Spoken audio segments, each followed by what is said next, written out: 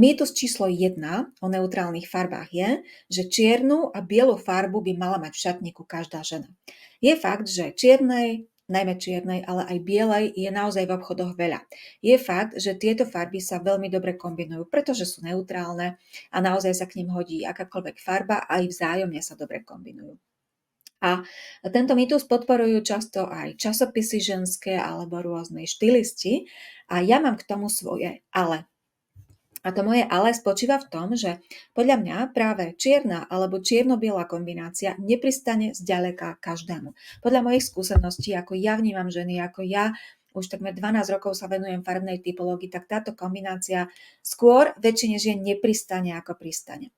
Naviac je tam ešte ďalšie ale, ktoré súvisí s tým, že pôsobenie čiernej alebo aj tej čierno-bielej kombinácie je, dá sa povedať, také silné, je odmerané, je trochu tvrdšie, je skôr vážnejšie. A preto práve tieto farby, ako je čierna alebo kombinácia čiernej a bielej, vlastne svojím spôsobom vytvárajú okolo nás nejaký odstup, nejakú bariéru, hej? Ako keby sme si trošku ľudí držali od tela, ako keby sme pôsobili tvrdšie, prísnejšie, neprístupnejšie. A keď sa pozrieme na čiernu z hľadiska farebných vlastností, tak čierna je vlastne tmavou farbou, čiže sítou, je ostrou, čiže čistou a je výrazne chladnou. A svojím spôsobom je to taká plná a skôr ťažšia farba. Čiže keď čiernu nosí žena, ktorá napríklad z hľadiska farebnosti je skôr svetlo, sviežo alebo ľahko sfarbená, alebo skôr tak jemnejšie, tlmenejšie sfarbená, alebo keď čiernu či čierno-bielu nosí žena, ktorá má osobnosť alebo energiu, ktorá je skôr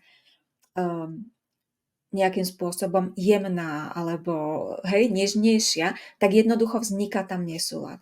Alebo keď je veselá, keď je jemná, keď je svieža, vzniká tam jednoducho nesúlad medzi energiou danej ženy alebo farebnosťou danej ženy a tým, aké farby sú na tom oblečení. Čiže ľudia to potom aj zachytávajú a môžu byť trošku aj zmetení.